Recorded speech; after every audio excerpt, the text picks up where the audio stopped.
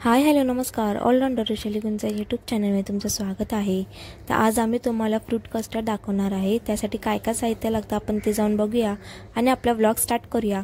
तुम्हाला माहिती आहे आपला व्लॉग स्टार्ट करण्याच्या अगोदर आपल्या चॅनलला सबस्क्राईब करायचं आहे, या व्हिडिओला लाईक करायचं आहे आणि एंडपर्यंत नक्की बघा.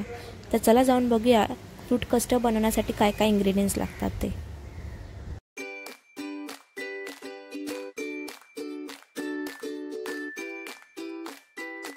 सगळ्यात पहिले आपल्याला दूध तापायला ठेवायचं आहे.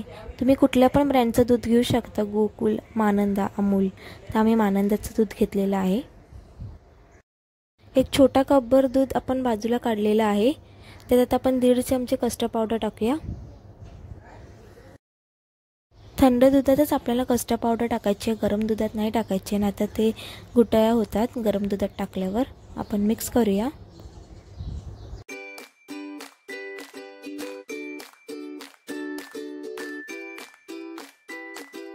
दूध तापलेलं आहे. आता आपण त्याच्यात 3 चमचे साखर टाकूया.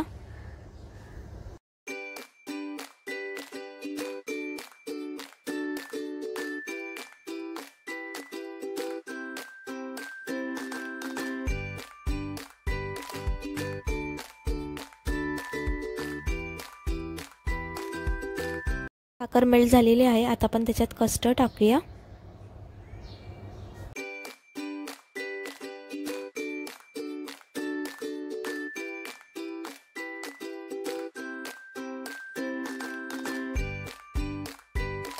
कस्टर्डला उकळी आलेली आहे.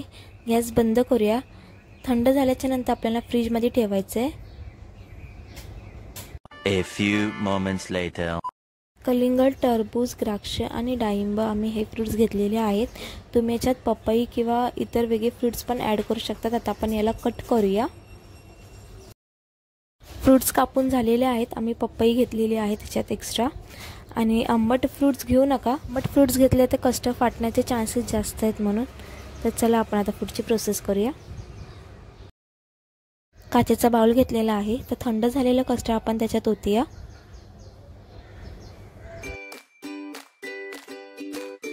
तर आपण त्याच्यात आता कट केलेले फ्रूट्स आहेत ते पण टाकूया.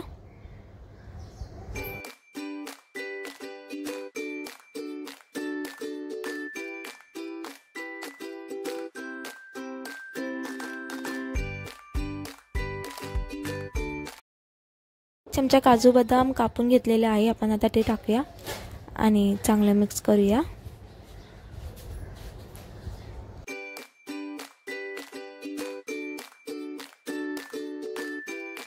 फ्रूट कस्टर्ड रेडी आहे खायला. तुम्हाला आपला हा व्लॉग कसा वाटला मला प्लीज कमेंट करून नक्की सांगा. आपल्या चॅनलला तुम्ही सबस्क्राईब केलं नसेल, नवीन असाल तर प्लीज जाऊन सबस्क्राईब करा. या व्हिडिओला लाईक करा, शेअर करा तुमच्या फॅमिली फ्रेंड्सला आणि तुम्ही देखील घरी नक्की ट्राय करून बघा. आपण आता डायरेक्टली भेटूया नेक्स्ट व्लॉगमध्ये. तोपर्यंत बाय बाय.